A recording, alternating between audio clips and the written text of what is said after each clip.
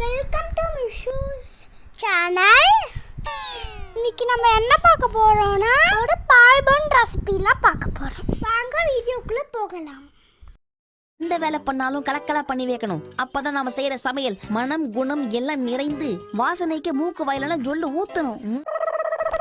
பால் பன் ரெசிபிக்கு ஃபஸ்ட்டு நம்ம batter prepare பண்ணணும். ஸோ இந்த பேட்டர் ப்ரிப்பரேஷனுக்கு ஒரு கப்பு மைதா மாவு எடுத்துக்கிறோம். மைதா மாவுக்கு 1 டேபிள் ஸ்பூன் ஃபுல்லாக சுகர் ஆட் பண்ணுறோம்.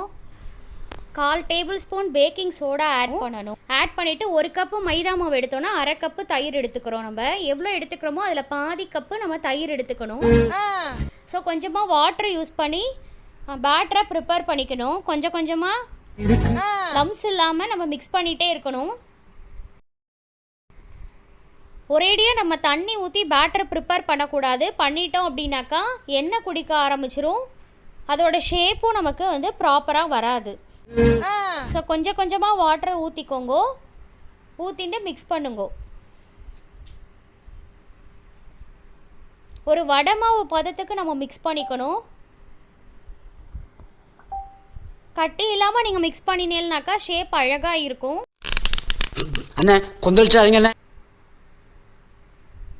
நான் பாருங்கள் கொஞ்சம் கொஞ்சமாக வாட்டர் கிராஜுவலாக ஆட் பண்ணி மிக்ஸ் பண்ணிகிட்டே இருக்கேன். ஸோ பாருங்க எடுத்து இப்படி போட்டோன்னா வடை போடுற மாதிரி வரணும் அழகாக ஷேப்பு. ஸோ இப்போ நம்மளோட பேட்டர் ரெடி ஆகிடுச்சு. ஸோ ஒரு பேன் வச்சுக்கோங்க. அதில் எண்ணெய் விட்டுக்கோங்க.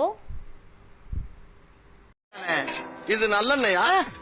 எண்ணெய் நல்லா சூடாகணும். சூடானதுக்கப்புறம் மீடியம் ஃப்ளேமில் வச்சுக்கோங்க. பெருசில் வச்சு போட்டேல் அப்படின்னாக்கா கருகி போயிடும். அதனால மீடியம் ஃப்ளேமில் வச்சுட்டு ஒவ்வொரு பால்ஸாக போடுங்கோ. ஸோ போட்டுட்டு ஒரு செகண்ட் விட்டுருங்கோ. அதுக்கப்புறம் திருப்பி போடுங்கோ.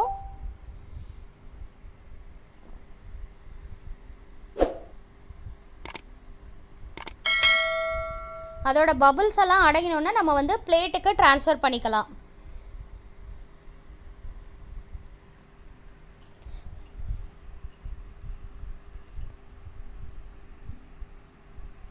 ஸோ பபுள்ஸ் எல்லாம் அடங்கிடுது.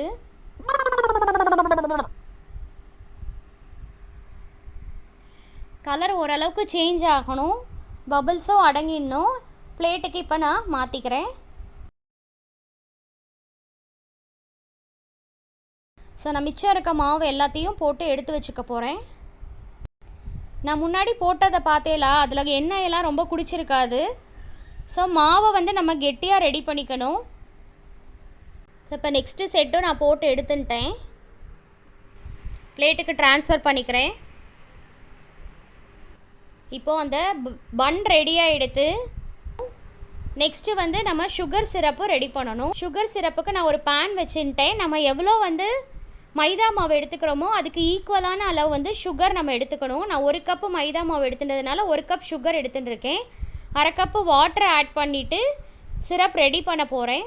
ஸோ இந்த சிரப்பு வந்து என்ன பதத்தில் இருக்கணும் அப்படின்னாக்கா கம்பி பதத்துக்கும் முன்னாடி பதம். அதாவது நம்ம குலோப் ஜாமுன் பண்ணுவோம்ல அப்போ என்ன பதத்தில் எடுக்கிறோமோ அந்த பதத்தில் எடுத்துக்கணும். இதில் நான் ஏலக்காய் பவுடர் ஆட் பண்ணியிருக்கேன்.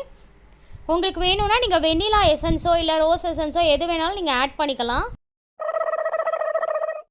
நான் வந்து ஏலக்காய் தான் ஆட் பண்ணியிருக்கேன். ஸோ இப்போ சிரப் ரெடியாக எடுத்து நம்ம பண்ணி வச்சுருக்க பால் பன் எல்லாத்தையும் அதில் ஆட் பண்ணலாம். ஆட் பண்ணிவிட்டு ஒரு 15 மினிட்ஸ் அந்த சிரப்பில் இருந்தது அப்படின்னாக்கா அப்சர்வ் பண்ணிக்கும் அந்த ஸ்வீட்டை. நான் வந்து இந்த சுகர் சிரப்பில் சால்ட்டு கொஞ்சமாக ஆட் பண்ணியிருக்கேன். ஏன் அப்படின்னாக்கா அந்த ஸ்வீட் டேஸ்ட் எடுக்கணும் அப்படிங்கிறதுக்காக. நீங்கள் வேணும்னா பால் பன் பண்ணுறப்ப அந்த பேட்டர் ப்ரிப்பேர் பண்ணுறோம்ல அப்போவே நீங்கள் ஆட் பண்ணிக்கலாம் உங்களுக்கு வேணும்னா. ரெடியாக எடுத்து சூப்பரான பேக்கரி ஸ்டைல் பால் பன் ரெடியாக எடுத்து குட்டீஸ்க்கெல்லாம் ரொம்ப ரொம்ப பிடிக்கும் இந்த பன்னு. நீங்கள் ட்ரை பண்ணி பாருங்கோ. ட்ரை பண்ணி பார்த்துட்டு எப்படி இருக்குன்னு கமெண்ட்ஸில் சொல்லுங்கோ. எங்களோட நெக்ஸ்ட் வீடியோவில் பார்க்கலாம். இனிமேல் எங்களோட வீடியோ வந்து மண்டே, வெட்னஸ்டே அண்ட் சாட்டர்டேயில் உங்களுக்கு கண்டிப்பாக கிடைக்கும். பாய்.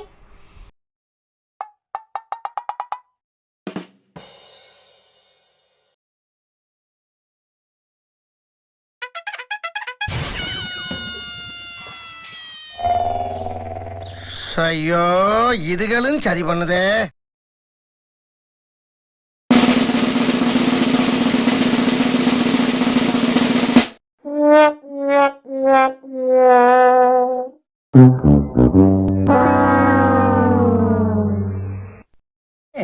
தலை வலிக்குதுடா, தலை வலிக்குதே.